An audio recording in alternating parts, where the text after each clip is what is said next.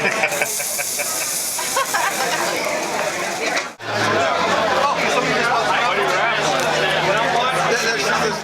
I was thinking about running for governor in 2001 for the 2002 election, I was just finishing my time as majority leader for the Minnesota legislature, and I concluded I wasn't going to run. I came home to our house in Minnesota, and I said, honey, you know, we've done what we can here in Minnesota. It's time to move on and move to the next chapter of life, and I'm not going to run for governor. Back then, Jesse Ventura was still thinking about running for a third term. It looked like it might be an uphill battle. It always is for Republicans or conservatives in my state. And Mary came across the room, and she grabbed me by the lapels, literally, and looked me in the eye, and she said, you can't quit. Everything we work for, everything we stand for is going to get washed away. You've got to get in there. You've got to fight. You've got to move forward for Minnesota and for the conservative cause.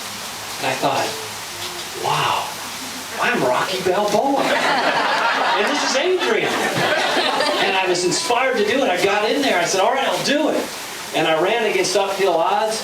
And the rest of it is history. I won in a tough battle in 2002, got reelected in 2006. But right after my first election, Mary and I were having some disagreements about my schedule. We had 2 young kids back then, and understandably, she was trying to hold me to account for being home and being a better dad and having more time instead of, and I said, but honey, you know, remember, you're the one who told me to do this. I mean, you gave me that inspiring pep talk. You told me to get in the race. You remember that?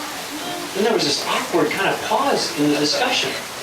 And she looked at me, she said, yeah, but I never thought you could win. Story. And my spouse is a wonderful guy. He has got great energy. He's got great passion for this country. But I want to say a special thank you to each and every one of you who have come here today, whether you're running for elective office or whether you're a grassroots organizer or you just care deeply about New Hampshire, you care deeply about our country. Thank you very, very much. You know, if freedom were easy, everybody in the world would be free. And if prosperity were easy, everybody in the world would be prosperous. And if security were easy, everybody in the world would be secure. But they're not. And there's a big difference because the United States of America has a history and a culture and a depth of understanding and a depth of commitment to these grand principles, first and foremost, of course, embedded in the Constitution around freedom and built on freedom.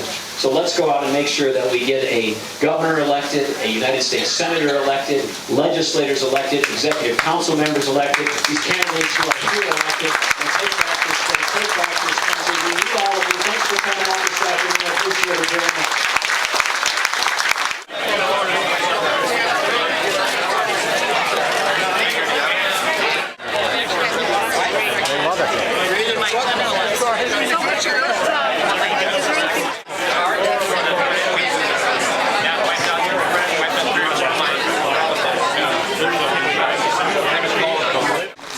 Hey, we're just leaving the Dover picnic. It was great. A wonderful bunch of conservative activists who care about this country, care about the state, want to do all they can to make sure that they elect candidates who share our common sense values, move New Hampshire forward, and move the country forward.